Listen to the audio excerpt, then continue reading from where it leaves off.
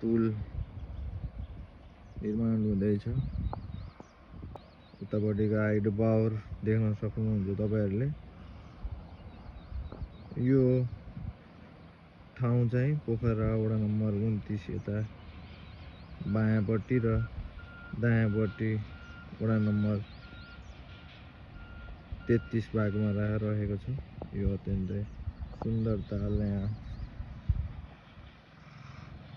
Artificial ताल, पोखराको artificial ताल भनेर चिनिने यो प्रसिद्ध ताल चाहिँ तपाईहरु आउन सक्नुहुन्छ। यो आर्टिफिसियल ताल हो,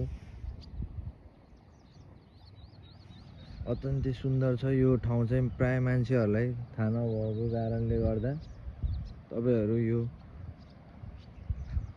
ठाउँ पोखरा पावर हाउसबाट भित्र आउन सक्नुहुन्छ। राम्रो छ ठाउँ, चराहरु उडिरहेको छ।